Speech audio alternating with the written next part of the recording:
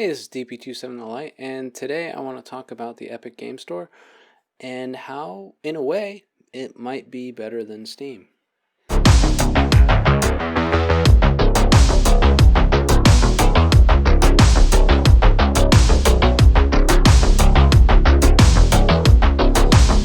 One thing that I think a lot of people don't consider when they think about Epic Game Store and Steam and GOG Galaxy, I'm a big fan of CD Projekt, but the Epic Game Store is actually a DRM-free launcher similar to GOG Galaxy. I'm not quite sure if that's DRM free. It does work offline flawlessly, so there's definitely some good things going on with that launcher compared to Steam, where you kind of have to configure the whole online offline mode, and you have to log in online first time you ever start the launcher when you install it on a new system. But so the Epic Game Store actually has DRM free games, and basically how that works is, yes, you have to use the launcher to access and download the games. And actually, so if you're on Linux, people might have heard that there's a way to kind of get it so you don't have to actually use the launcher. It's called like Legendary. It's basically on GitHub to basically make it where you can like install games using the terminal and play games using the terminal, and then you can link everything up to Lutris.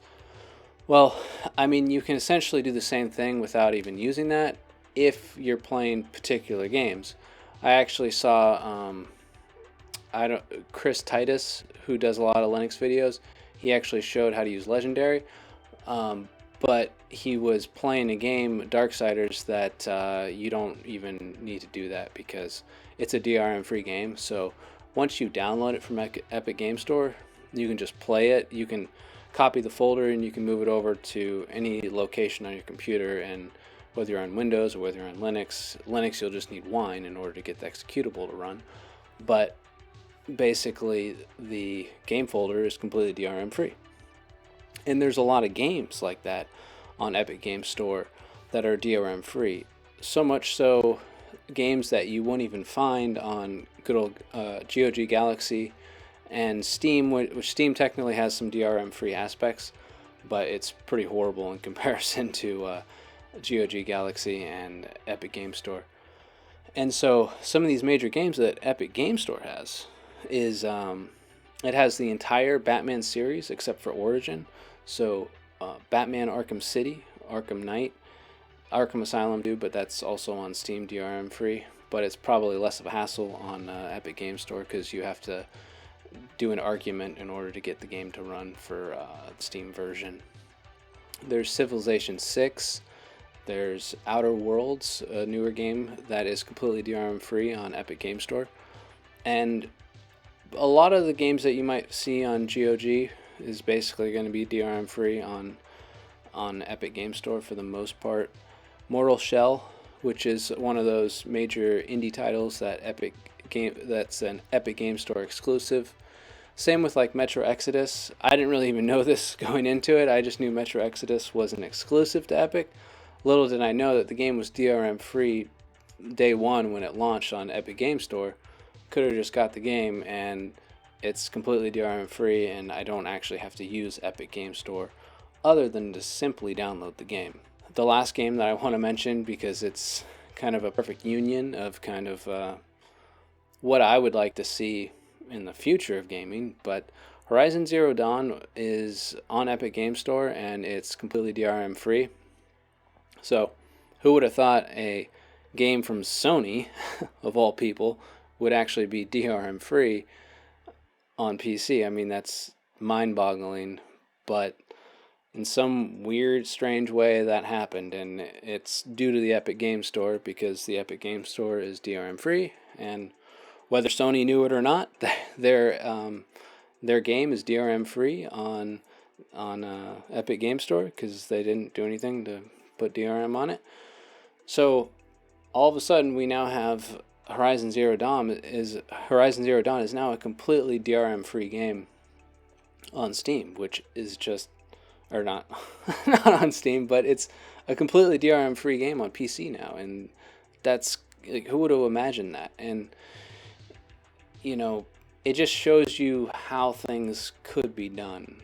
in the sense that, people don't have to be required to be online to play games, that you can just simply download your game and the game is yours. You can back it up on multiple systems, and it's really something that you bought and that you own. That's really cool, and Epic Game Store is actually responsible for that. So I think that, companies deserve credit for what they did right, even if it's not fully intended, or even if they make a lot of other crazy mistakes, or a lot of other aspects to their business that's not good. And I'm not really, naturally, I'm definitely not into Epic, but you gotta give them props for when they do things in a way that's impressive. And the fact that they provide a DRM-free launcher and potentially provide the option of DRM-free games being on their platform is really cool. They even are being pretty collaborative with CD Projekt, with GOG Galaxy, with their multi-platform system that they have going with GOG Galaxy. So that's cool. That's kind of just what I wanted to make this video about, was just, here we have a game, Horizon Zero Dawn, which was kind of one of those funny games that came out that, it came out on the PS4, and it was kind of strange that it was on the PS4 and it was an exclusive. It was kind of this messy thing about Sony. It came on the PS4, and you knew the graphic engine was really impressive. You knew the visuals looked really good, and they were nice. But then you put the disc into your PS4, and you're just dealing with hardware that's so slow that when you look at the image, it ends up being real blurry, because the engine there should look really nice and impressive, but when you don't have a CPU or GPU that can render all that information, then you're not going to see all that information. And so it's kind of like a game that sort of looked good from a distance, as long as you step far enough back, because the CPU and the GPU and the PS4 just simply couldn't push out the actual fidelity of the engine. Same thing with all the Naughty Dog games, and just a lot of games that come from Sony and their platform. I'll get into probably next gen consoles and stuff in future videos, because obviously currently consoles are actually going to be very powerful at the current time. So as we go into next gen, but that'll change in the future again too. So it's all dependent on a lot of different situations. But in this video, I just really wanted to point out how Epic Game Store, they made the choice to make a DRM-free launcher that a lot of people probably aren't aware about. And a lot of people give Epic Game Store crap all the time. But like I said, I would much rather own Batman Arkham Knight, or Batman Arkham City, or Horizon Zero Dawn, or a lot of these games on Epic Game Store than I would on Steam, because they're DRM free. So I can download the game, and I can copy the game as many times as I want. I can store it wherever I want to, and I don't have to have an online connection ever again in order to play the game. It's not a requirement, and I don't have to use an application to play the game. So they're providing something that is better than Steam, even if there are other aspects that are certainly not as good, because Epic Game Store is far from perfect. Their launcher is not that impressive, and Valve still, even compared to CD Projekt Red and GOG Galaxy, Steam is still the best in terms of their software, their application. Steam is by far the best, but it does have DRM, and even their DRM-free games are still kind of tied into that DRM platform. Kind of depends on the game, but yeah, Steam does a lot of things right, but they still do a lot of things wrong, and I think we should point and give credit to other companies that at least do something right, even if they're not doing everything right. That is, I use Linux, and a lot of people that use Linux are huge fans of Steam, practically brainwashed. And actually, not even people on Linux are brainwashed. I mean, people on Windows are brainwashed. I mean, basically, people are obsessed with Steam and just absorbed. I mean, Cyberpunk 2077 is coming out in November, and people are probably going to get that on Steam. Most people will buy it on Steam, which doesn't make any sense. CD Projekt has their own platform. It's a better platform that has DRM-free practices, GOG Galaxy. It's their game and they're releasing it on their platform. You can get it on Steam, and that just shows you how cool CD Projekt is, because they're not going to withhold their game from other platforms. But if you really have a sense of how things work and you want to support the people that actually made the game, you should buy Cyberpunk 2077 on GOG Galaxy, even if you're using Linux, because it's not going to matter. I have not run into a single game on GOG Galaxy or on even the Epic Game Store that's going to play, or even Uplay or Origin. All these games end up running just as well as they would on Steam, and Proton is something that is usable on any game. It doesn't have to be a Steam game. Proton is ultimately to some extent separate from Steam, even though Steam and Valve obviously contribute a lot to Proton. And that's kind of the awkward thing about Steam. I mean, Steam is a really cool platform, and what Valve does for Linux is awesome, but that doesn't mean that DRM is okay. So at the end of the line, they're still making mistakes, and until they change their ways, you have to look at them for what their practices are currently, and not overly glorify just the good things. You have to critique them and look at the negative side of Steam, and the fact that they use DRM is still a negative, and there's multiple aspects to that. I think it's okay, because obviously we get to play more games on Steam than we do GOG Galaxy, because they allow DRM.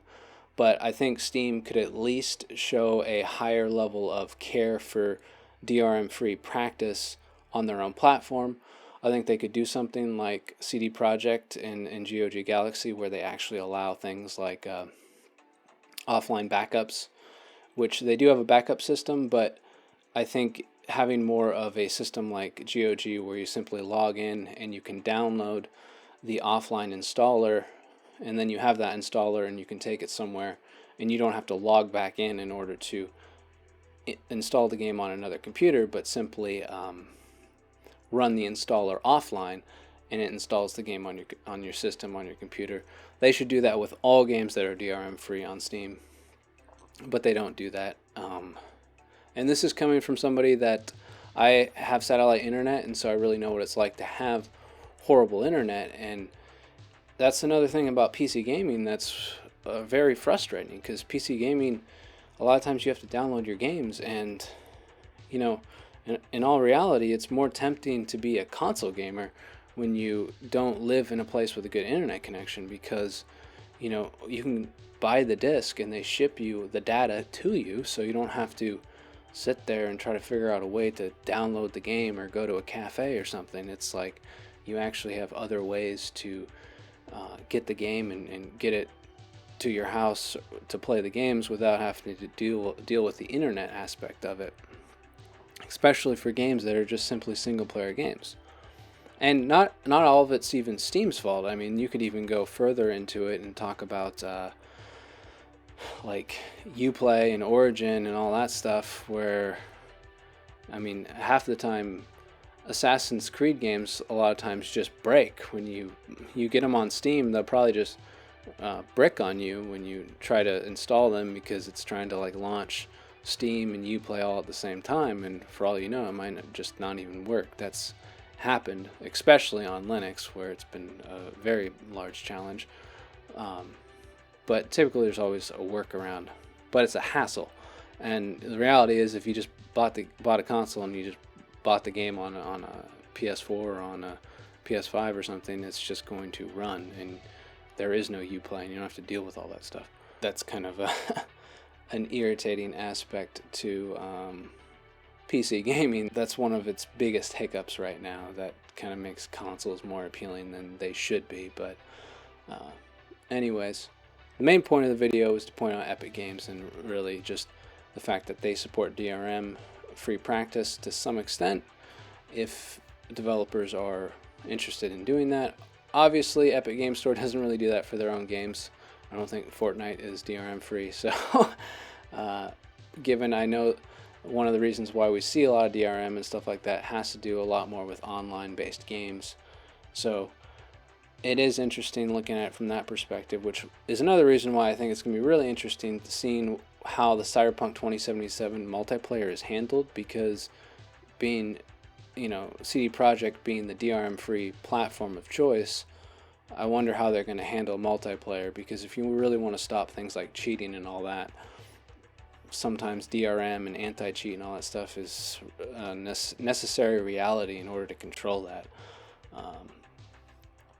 Cheating is a very complicated subject matter, but not going to get into this video. Anyway, Epic Game Store, they support DRM-free practices, which I think is pretty sweet. So I just thought I'd point that out. This is DP27, The Light.